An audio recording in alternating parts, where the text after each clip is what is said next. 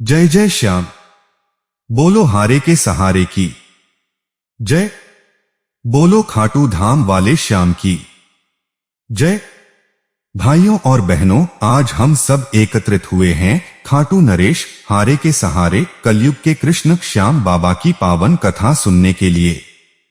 जो भक्त सच्चे मन से श्याम का नाम ले लेता है, उसके जीवन के अंधकार मिट जाते हैं और आशा के दीप जल उठते हैं।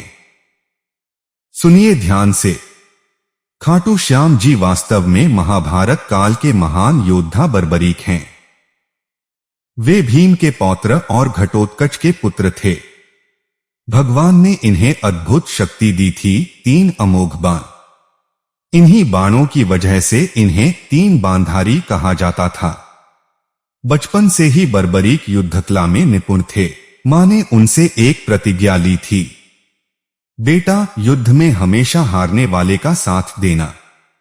और बर्बरीक ने मां के वचन को सिर माथे लगाया। महाभारत का युद्ध शुरू होने वाला था।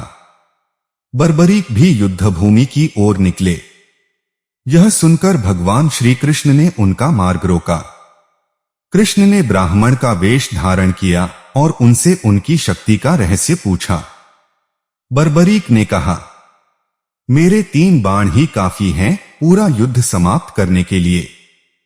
कृष्ण ने परीक्षा ली, क्या तुम इस विशाल पीपल के पेड़ की सारी पत्तियां काट सकते हो? बर्बरीक ने एक ही बाण चलाया। देखते ही देखते सारे पत्ते कट गए और कृष्ण ने जो पत्ती अपने पैर के नीचे छुपा रखी थी उस पर भी बाण मंडराने लगा। कृष्ण मुस्कुराए और समझ गए यह वीर तो अजय है। कृष्ण ने पूछा, तुम युद्ध में किसका साथ दोगे? बर्बरीक बोले, मां की प्रतिज्ञा है, मैं हारने वालों का साथ दूंगा। कृष्ण ने कहा, तो युद्ध कभी समाप्त ही नहीं होगा। कभी पांडव हारेंगे तो तुम उनका साथ दोगे, फिर कौरव हारेंगे तो तुम उनका साथ दोगे। इस प्रकार धर्म की विजय नहीं हो पाएगी। इसलिए धर्म की रक्षा के लिए तुम्हें अपना शीश दान करना होगा। भाइयों और बहनों, जरा सोचिए, जिस वीर के पास अपार शक्ति हो, जो अकेले पूरे युद्ध का रुख बदल सकता हो, वह बिना संकोच अपना शीश दान करने को तैयार हो गया। और बर्बरीक ने मुस्कुराते हुए कहा, यदि यह धर्म की रक्षा के लिए है तो मैं अपना शीश अर्पित करता हूं। ऐसा बलिदान केवल श्याम ही कर सकते हैं। कृष्ण ने उनका शीश युद्ध भूमि के एक ऊंचे स्थान पर स्थापित कर दिया। वहां से बर्बरीक ने पूरा महाभारत युद्ध देखा। जब युद्ध समाप्त हुआ तो पांडव आपस में चर्चा करने लगे, विजय किसके कारण मिली? अर्जुन की वीरता, भीम की शक्ति, युधिष्ठिर की नीति या श्री कृष्ण की चतुराई? कृष्ण ने कहा, युद्ध का साक्षी केवल बर्बरीक का शीश है, वही बताएगा।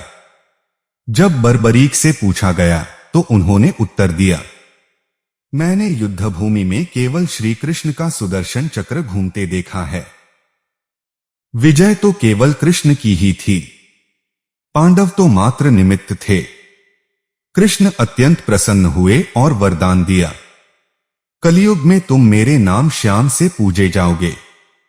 जो भी भक्त सच्चे मन से तुम्हारा नाम लेगा उसकी मनोकामना पूरी होगी। तुम हारे का सहारा कहलाओगे। तुम्हारे दरबार में कोई खाली हाथ नहीं जाएगा। भक्तों, यही कारण है कि आज उन्हें खाटू श्याम जी, हारे का सहारा और कलयुग के कृष्ण कहा जाता है। महाभारत युद्ध के बाद बर्बरीक का शीश धरती में समा गया था। कलयुग में राजस्थान के सीकर जिले के खाटू गांव में वह शीश पुनः प्रकट हुआ। राजा रूपसिंह चौहान को स्वप्न आदेश मिला और उन्होंने मंदिर बनवाकर शीश की स्थापना की। तब से यह स्थान खाटू धाम कहलाया। खाटू श्याम जी का रहस्य यही है, वो किसी को निराश नहीं लौटाते।